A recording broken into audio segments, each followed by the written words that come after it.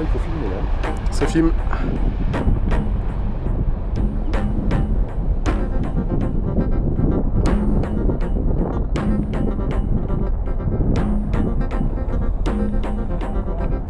Donc voilà, on vient de se prendre une explosion de cendres qui va nous retomber dessus.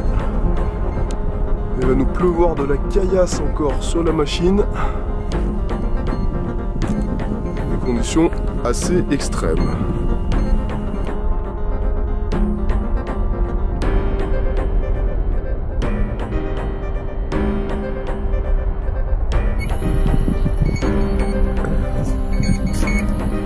PTU, EPC, système multigaz,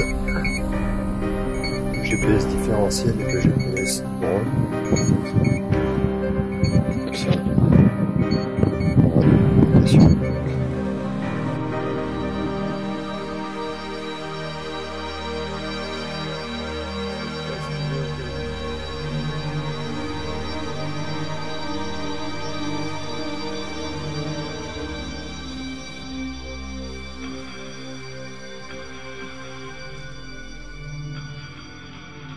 drone, inventé, non. En fait, moi je suis responsable du pôle de télédétection à l'Observatoire de physique du globe de Clermont et on travaille avec les collègues qui sont en même temps des potes, Franck Donadieu, Mathieu Bouillet et d'autres, et tous les ingénieurs du groupe à l'Observatoire. Et en fait, notre idée, c'est d'essayer d'avoir un ensemble d'instruments qu'on peut déployer sur un volcan pour l'étudier dans son ensemble. Alors, tu as dû voir beaucoup de caméras hyperspectrales, des radars. Notre petit groupe, son objectif, c'était de faire de l'échantillonnage in situ dans le panache, avec un dispositif léger, en l'occurrence, donc un petit drone, sur lequel on a embarqué beaucoup de capteurs, des capteurs qui permettent de mesurer quelques espèces gazeuses, faire des mesures de pression, de température, humidité, de taille de particules aussi. Et tout ça, plus sérieusement, pour faire une sorte de calibration-validation, on appelle ça CalVal en fait, dans le langage de la télédétection, in situ ou presque, c'est-à-dire au voisinage immédiat de l'éruption, du panache, pour fournir des données pertinentes, des données qui sont calibrées. Alors, on va calibrer les données satellitales et on va comparer ces mesures in situ avec les échantillonnages par télédétection. D'accord, c'est-à-dire qu'en fait, on essaye de voir si ce que donne comme information le satellite plutôt que la caméra multispectrale est correct par rapport à la réalité. Voilà, on leur fournit des données qui sont censées être des données in situ, donc des données vérité terrain, finalement, de vraies données, pour fournir un paramètre d'entrée, disons, à des modèles. Alors, ça peut être des modèles de dispersion des panaches, on travaille avec les collègues à l'Observatoire de météorologie physique, le LAMP. Nous, volcanologues, on va s'occuper plutôt de la phénoménologie des éruptions, de la dispersion des cendres, on va regarder comment se passe la dispersion du panache, et donc finalement tout ça, ça traduit une dynamique éruptive. Et le couplage de nos compétences, à terme, doit permettre de fournir un modèle depuis la source, ce que regardent beaucoup de nos instruments, jusque dans la dispersion et le vieillissement dans l'atmosphère, pour des enjeux climatiques notamment aussi, enjeux environnementaux derrière tout ça. Bon, je dirais qu'il y a une vraie synergie de compétences entre les atmosphériciens, les volcanologues, les géophysiciens, et puis surtout après tout le staff d'ingénieurs. On est dans l'innovant là, et le fait de pouvoir avoir en même temps sur le terrain un groupe de chercheurs, d'ingénieurs, mais je mets ça dans le même paquet, c'est les mêmes, c'est de faire de la science et de faire des instruments, d'acquérir de la bonne donnée qui permet in fine de comprendre le volcan. Les enjeux, c'est quoi les enjeux de la volcanologie aujourd'hui? C'est ce qu'on appelle la mitigation des risques, c'est-à-dire la compréhension, la caractérisation des risques volcaniques, et pour ça, il faut comprendre le fonctionnement du volcan. Si on veut pouvoir imager ou fournir un cadre de scénarii éruptifs, si on veut pouvoir anticiper l'évolution d'une éruption, comprendre son impact sur le milieu socio-économique, c'est un terme, c'est-à-dire l'homme et puis les enjeux économiques derrière. Il faut faire de l'acquisition propre de données depuis le site de début l'éruption jusque dans l'atmosphère avec les moyens satellitaux. Donc nous, on va se placer avec le drone un peu entre les deux. Hein. On est entre les instruments de télédétection sol et cette plateforme Saphir, voire les moyens de télédétection spatiale. On rentre vraiment dans cette nouvelle ère à laquelle tout le monde rêvait un petit peu, c'est-à-dire l'étude de notre planète par les satellites, ensuite par les avions, ensuite maintenant par les drones. Exactement. Donc toi, tu penses que vraiment ça a un plus. Le vecteur drone, on voit bien, c'est un intermédiaire. Alors ça permet de déployer facilement. Il y a des limites, hein, mais facilement des instruments qu'on va miniaturiser, durcir, parce que là les conditions sont extrêmement complexes sur un volcan, hein, du point de vue de l'aérologie, du point de vue de la température, des perturbations thermiques, donc il y a puis de la charge en cendre aussi, hein, qui est quand même un des points critiques en navigation, quoi, hein, puisque ça va perturber les moteurs, ça va fondre éventuellement. Donc tout ça, c'est des choses qu'on doit essayer finalement de cerner. Et là, en l'occurrence, la manip qu'on a faite de quelques jours avec Manuel, c'était une manip de faisabilité. C'est-à-dire, en gros, on est là pour, à la fin de la manip, donc d'abord démontrer qu'on est capable de le faire. Ça, je pense que c'est clair. Que les capteurs sont adaptés à la problématique qu'on aborde. Et maintenant, on va faire en gros un cahier des charges, un retour sur expérience. Hein, D'accord. En analysant les forces, les faiblesses de la manip qu'on a mise en œuvre pour développer un vecteur, donc un drone, qui sera certainement un peu plus gros porteur que celui qu'on avait, qui doit être très stable, qui doit être extrêmement résistant aux conditions externes, donc cendre, température, comme je l'ai dit, vent. Donc tout ça, on l'a bien cerné, je pense, on a bien vu les aspects d'autonomie énergétique, les aspects de navigation, les aspects, en plus avec vous, hein, on a bien compris toute la problématique qu'il y a derrière. Il faut aussi qu'on travaille là-dessus, sur la réglementation, donc ça c'est extrêmement positif de pouvoir échanger avec des gens qui sont dans cette thématique-là, dans cette problématique, donc qui connaissent les rouages et les subtilités de la réglementation.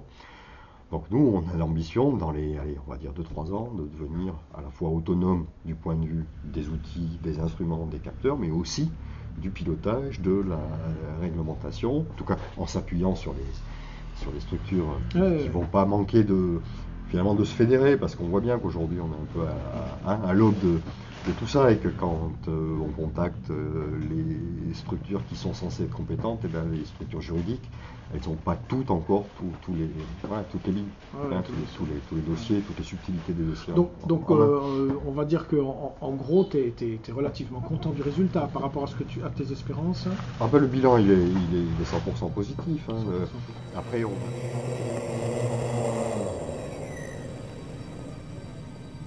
a une spécialité un petit peu innovante qu'on a utilisée justement pour cette mission, c'est d'avoir un panel d'instruments atmosphériques pour mesurer la qualité de l'air, différents gaz, des particules émises, notamment dans le cadre d'études de pollution de vallées alpines, ou ici pour voir ce qui sortait du volcan.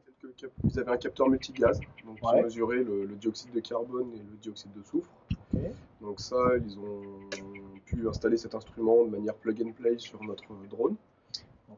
Pour mesurer en fait les gaz qui étaient mis dans les panaches volcaniques. Et avec ça, nous on est arrivé avec des instruments qu'on avait déjà sur le drone, donc un compteur de particules optiques pour voir les poussières ultra fines de l'atmosphère, et des capteurs de température et humidité qu'on avait utilisés déjà dans le cas de campagne météorologique pour avoir une caractérisation de l'atmosphère. En fait. Ça veut dire 900 mètres de marche avec la machine sur le dos, les ordinateurs, les instruments, les batteries, donc ça se prépare assez bien. Par contre, on s'est vraiment été surpris par la quantité de cailloux qui étaient mis par le volcan et qui nous pleuvaient dessus. Donc on avait prévu de quoi protéger le drone, mais c'est vrai que niveau poussière, il y en a eu partout, tout le temps, donc ça c'était un point un peu compliqué. Et puis les conditions météorologiques, où comme dans tout métier aéronautique, on est obligé de faire avec la météo. Et là, cette semaine, les conditions étaient quand même pas très favorables.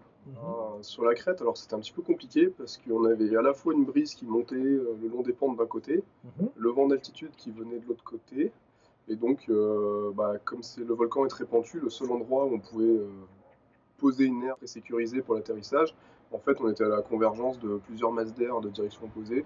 Et donc on avait de temps en temps des espèces de rotors, donc des zones très turbulentes, avec des météos assez compliquées pour, pour évoluer au niveau de l'atterrissage. Donc, notamment grâce au travail de Saputalia. Là, le volcan, c'était une zone aéronautique où les vols sont officiellement interdits et dans un parc naturel, donc une réserve protégée. Donc on a quand même réussi à avoir à temps à la fois être reconnu comme opérateur en Italie, alors qu'à l'heure actuelle, a priori, nous sommes les seuls à être opérateurs non italiens autorisés à évoluer sur le sol italien pour les drones, et nous faire passer un OTAM dans un délai vraiment serré pour que la protection civile et le parc soient au courant de nos activités et nous autorisent à le faire dans toutes les règles. J'entends souvent dire que les réglementations sur les drones empêchent les gens de travailler. C'est pas le cas. Si on fait les choses bien, on arrive à avoir toutes les autorisations dans les règles pour faire des manips qui en plus fonctionnent et sont intéressantes. D'accord.